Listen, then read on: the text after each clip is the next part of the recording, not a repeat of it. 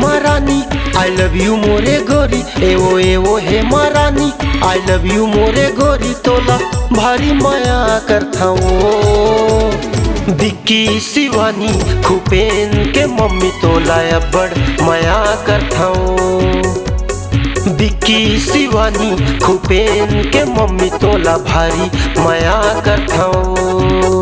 एवो हे महारानी आई लव यू मोरे गोरी एवो हे महारानी आई लव यू मोरे गोरी तोला भारी माया करथाओ। बिक्की शिवानी खुपेन के मम्मी तोला अब्बड़ माया करथाओ। बिक्की शिवानी खुपेन के मम्मी तोला भारी माया करथाओ।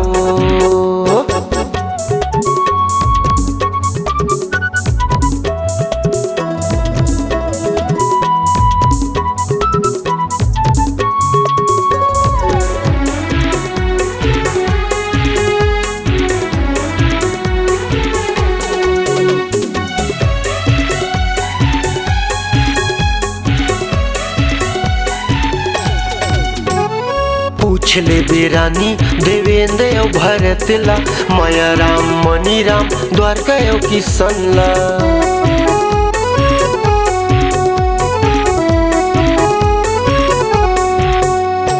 पूछले बेरानी देवेंद्र और भरतला माया राम मणि राम द्वारका और किसनला।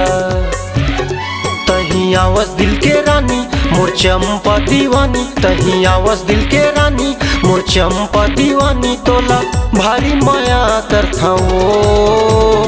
बिक्की शिवानी खुपेन के मम्मी तोला अब्बड़ माया करथाओ। बिक्की शिवानी खुपेन के मम्मी तोला भारी माया करथाओ।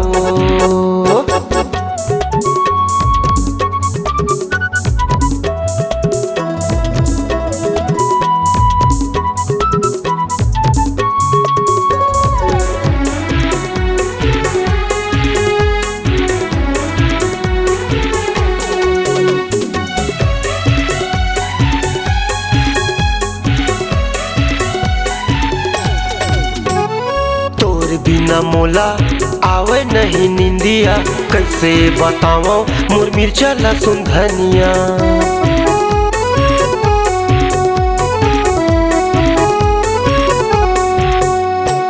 तोर बिना मोला आवे नहीं निंदिया कैसे बताओ मोर मिर्चा लहसुन धनिया। तही चंदा यो चकोरी मोरे रात के रानी तही चंदा यो चकोरी मोरे रात के रानी तोला भारी माया करथाओ। बिक्की शिवानी खुपेन के मम्मी तोला अब्बड़ माया करथाओ। बिक्की शिवानी खुपेन के मम्मी तोला भारी माया करथाओ। एवो हे महारानी आई लव यू मोरे गोरी एवो हे महारानी आई लव यू मोरे गोरी तोला भारी माया करथाओ।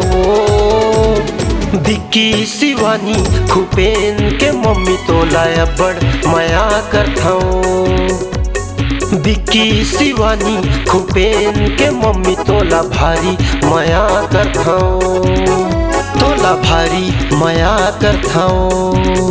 तोला अब्बड़ माया करथाओ। तोला भारी माया करथाओ। तोला अब्बड़ माया करथाओ।